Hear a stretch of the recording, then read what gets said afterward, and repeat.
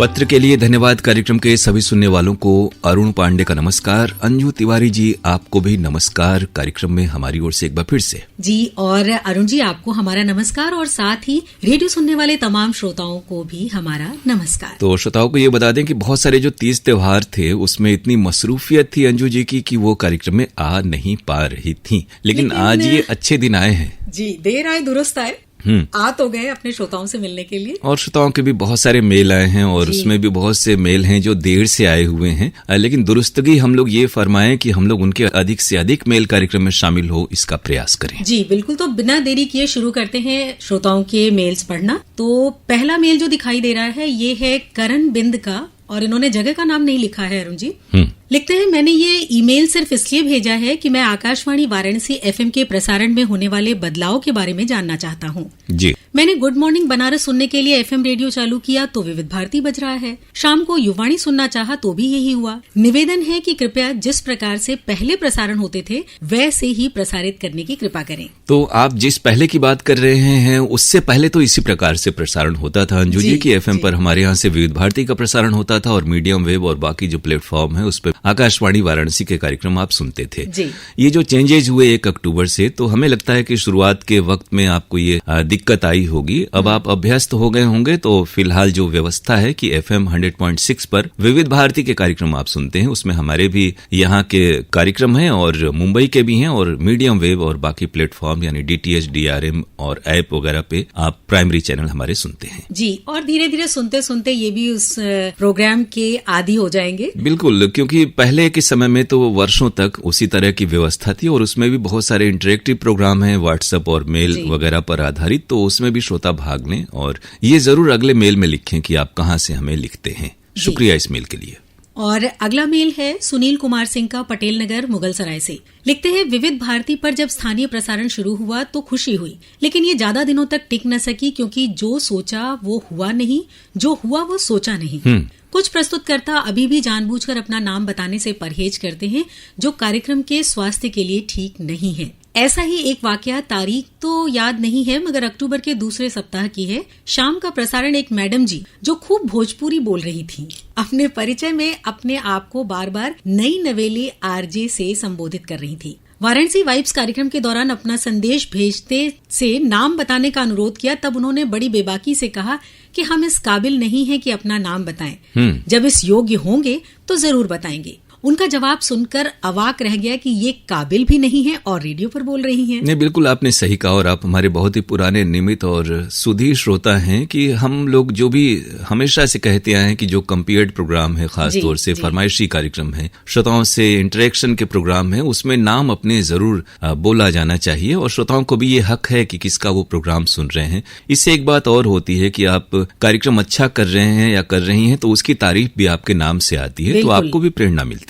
जी, आगे लिखते हैं कि पुनः अगले सप्ताह दिवाली के आसपास शाम को वाराणसी वाइब्स में उनका आगमन हुआ। वही पुनरावृत्ति, हमने कोई संदेश नहीं भेजा, लेकिन एक श्रोता ने संदेश भेजा और नाम पूछा, साथ ही गेस किया कि मैम आपका नाम निराली निवेदिता तो नहीं है। उनका जवाब आया, निराली निवेदिता से आपकी मुलाकात कल होगी। अपने बारे में जवाब वही कि मैं इस काबिल नहीं हूँ, मैं हूँ नई नवेली आरजे। तो अब शायद वो काबिल हो गई हैं, समझने लगी हैं। तो अब जो आप प्रोग्राम आपने सुना होगा इस हफ्ते और आपकी बात हम लोगों ने उन तक पहुंचा भी दी वक्त रहते, तो अब वो इस कार्यक्रम में अपने नाम जरूर बोलेंगी। साथ ही लिखते हैं कि भोजपुरी एक मीठी जुबान है और बनारस की शान है। रेडियो की अपनी गरिमा है, यहाँ शब्दों का चयन काफी सोच समझकर किया जाता है। 1-2 आरजे से हम यही कहना चाहेंगे कि भोजपुरी खूब बोलें, परंतु पहले अपने ही केंद्र का कृषि जगत कार्यक्रम को सुने और उनकी प्यारी जुबान को सीखें। विविध भारती के स्थानीय प्रसारण में कुछ बदलाव की जरूरत है। वाराणसी बीट्स और वाराणसी वाइब्स दोनों एक ही थीम पर आधारित हैं, प्रश्न और फिर संदेश व्हाट्सएप द्वारा। शाम की सभा में फरमाइशी फिल्म संगीत कार्यक्रम होना चाहिए, साथ ही पीकेएलडी का प्रसारण भी होना चाहिए। बहुत सारे श्रोता इस तरह की फरमाइशें भेज रहे हैं और कह रहे हैं कि हेलो फरमाइश जैसा भी प्रोग्राम वहाँ हो और ये दोनों प्रोग्राम हो। तो इन बातों पर अभी शुरुआती दौर है, आइंदा कभी इस पर हम लोगों ने चर्चा की और करेंगे अवश्य। तो उसमें आपके जो सुझाव है उस पर हम लोग ध्यान रखेंगे और हर चीज हमारा हर प्रसारण श्रोताओं के ख्याल और उनकी पसंद को देखते हुए ही होना चाहिए। इसका जो इल्म है वो हमें भी है। आपने तमाम मुद्दों की ओर जो ध्यान आकृष्ट कराया, संबंधित लोगों तक आपकी बात हम लोगों ने पहुंचा दी है। उम्मीद है आपको भी सुधार कार्यक्रमों को सुनते समय अब सुनाई दिखाई देगा। और अपने संदेश के अंत में इन्होंने लिखा है कि अंत में हम यही कहना चाहेंगे कि मुंबई केंद्र के विविध भारती और वाराणसी केंद्र के विविध भारती स्थानीय प्रसारण का स्तर एक समान होना चाहिए। इसके लिए आरजे नहीं, उद्घोषक बनना होगा। ये तो है कि आकाशवाणी विविध भारती की जो पुरानी हम लोगों की परंपरा रही है, हम सभी उद्घोषक कंपेयर ही हुआ करते थे और हैं अभी भी। ये थोड़ा नया दौर है और भाषा का थोड़ा सा मिश्रण उसमें आ गया है, स्टाइल चेंज हो गया है। पहले जो हम लोग गंभीर और फ्लैट बोला करते थे और नए दौर में लोगों ने बड़े परिवर्तन किए, प्रयोग किए। लेकिन यह है कि कोई भी चीज हो तो वो हम अपने लिए नहीं करते, श्रोताओं के लिए करते हैं, तो उन्हें वो पसंद आना चाहिए धीरे धीरे। ये कोशिश हम सबकी हो और कोई भी शैली, कोई कार्यक्रम हो, अगर वो अच्छा होगा तो लोग उसे पसंद करेंगे। इस उम्मीद के साथ प्रोग्राम किया जाना चाहिए। आपकी बातों पर हम लोग गौर करेंगे। और भाषा के बारे में आपने शुरुआत में जो लिखा वो सही बात है कि जिस भी भाषा में हम बोलें उसकी जानकारी, उसका इल्म और जो टोन है उस पर कंट्रोल होना चाहिए। उम्मीद है ये संदेश सुन करके जो भी उद्घोषक हैं, आरजे हैं, वो अपने आप में सुधार जरूर करेंगे। अगला जो मेल आया है ये है मां काली स्थान नवली गाजीपुर से हेमंत गौतम, प्रकाश गौतम, छोटी छाया रानी जी इनका है। लिखते हैं, बहुत बहुत धन्यवाद आकाशवाणी परिवार को जो आजकल सारा प्रोग्राम बहुत बेहतरीन प्रस्तुत हो रहा है। लेकिन दिनांक 26 अक्टूबर 2025 का कार्यक्रम गेस्ट ऑफ वीक में विवेक सत्यमित्रम से अरुण पांडे सर द्वारा गाजीपुर लिटरेचर फेस्टिवल पर बातचीत हुई। बहुत बढ़िया लगा। गाजीपुर के बारे में बहुत ही गहरी जानकारी प्राप्त हुई। इसके लिए अरुण पांडे सर का बहुत बहुत धन्यवाद और आकाशवाणी वाराणसी परिवार को भी दिल से शुक्रिया। ये तो है कि पसंद अपनी अपनी, ख्याल अपना अपना। जहां पिछले कुछ एक श्रोताओं ने कार्यक्रमों के बारे में की थी बात की, बहुत सारी त्रुटियां भी हो रही हैं, लेकिन वहीं हमारे दूसरे जो श्रोता हैं वो लिख रहे हैं कि उनको ये जो परिवर्तन है और कार्यक्रम है बड़े पसंद आ रहे हैं। लेकिन हर तरह की जो सलाह है, आपकी राय जो हम तक पहुंचती है, हम लोग सभी का स्वागत करते हैं और आपको धन्यवाद करें कि आपको खासतौर से गेस्ट ऑफ द वीक कार्यक्रम पसंद आया। कार्यक्रम सुनते रहें, प्रतिक्रियाओं से अवगत हमें कराते रहें। जी बिल्कुल। अगला मेल है जमानिया जिला गाजीपुर से सुरेश जायसवाल, उर्मिला, दीपक और स्वाति जायसवाल का। इन्होंने हेडिंग डाली है अपने मेल की, शिकायत शिकायत शिकायत। हाँ, दरअसल हर बार ये एक बधाई या एक शिकायत लिखते थे, लेकिन उन्होंने इस बार 3 शिकायत, यानी जबरदस्त शिकायत है।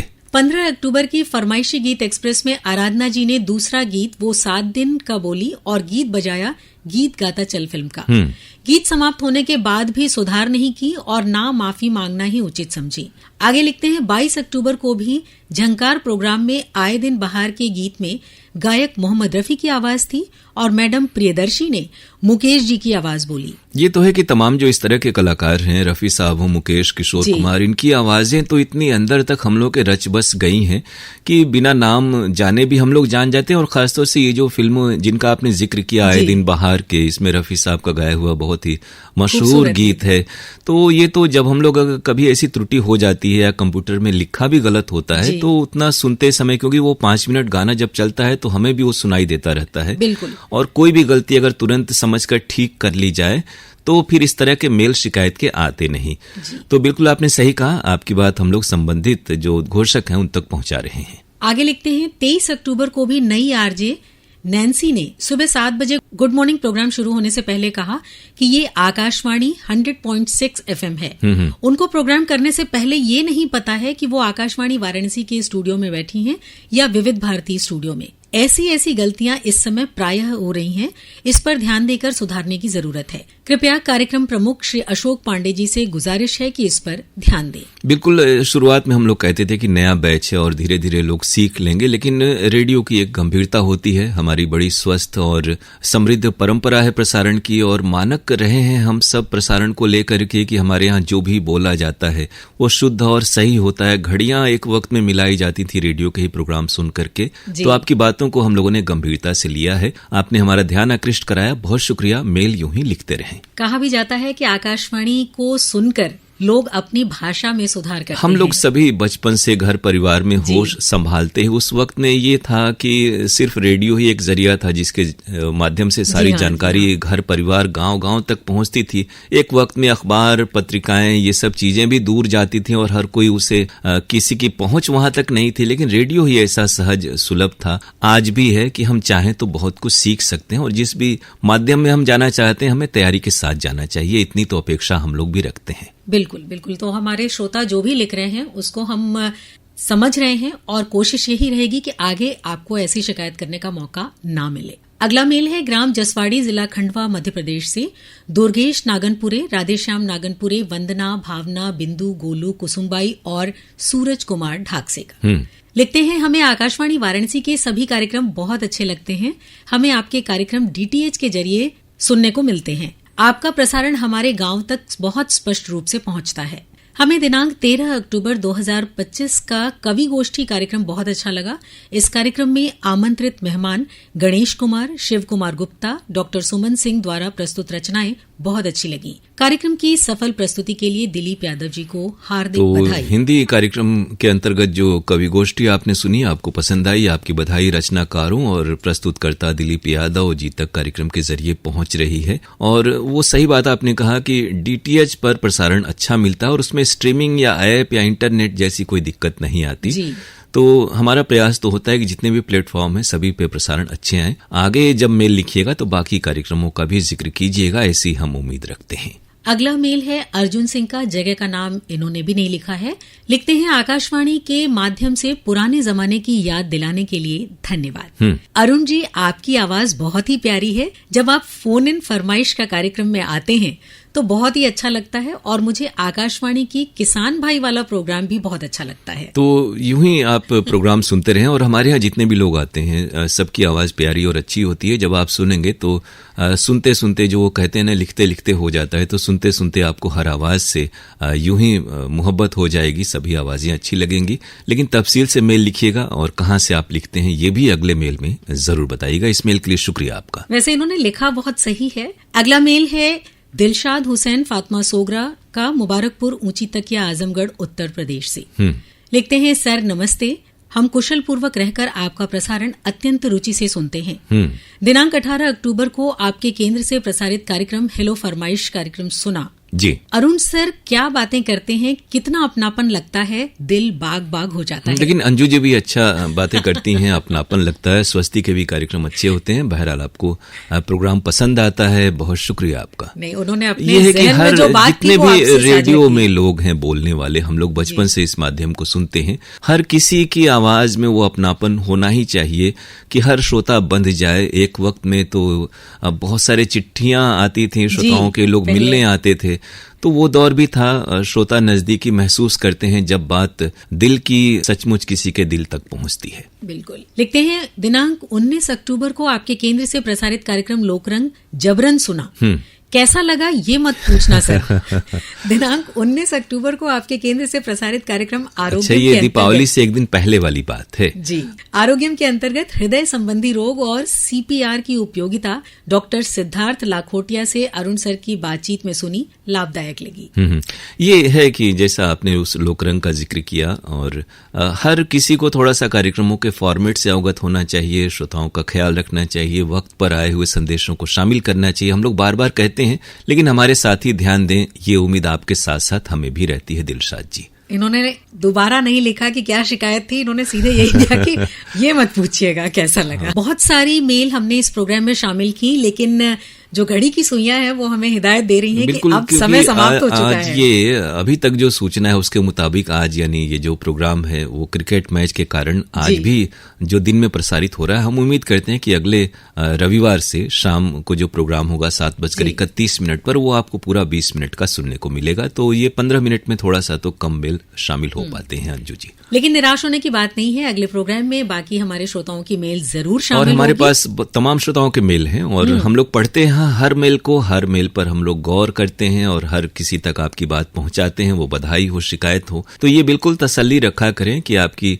हर कही हुई बात का हम लोग बहुत ही ध्यान से ख्याल रखते हैं। बिल्कुल। और अब श्रोताओं को वो मेल आईडी जरूर बता दें जिस पर इन्हें दोबारा से हमारे कार्यक्रमों के बारे में फीडबैक देना है। तो हमारी मेल आईडी तो आपको पता ही होगी, pkldair@gmail.com। इस मेल आईडी पर श्रोताओं आपकी प्रतिक्रियाओं का हमें इंतजार रहेगा। आपसे अगले हफ्ते मुलाकात होगी। तब तक के लिए अरुण पांडे और अंजू तिवारी की तरफ से नमस्कार।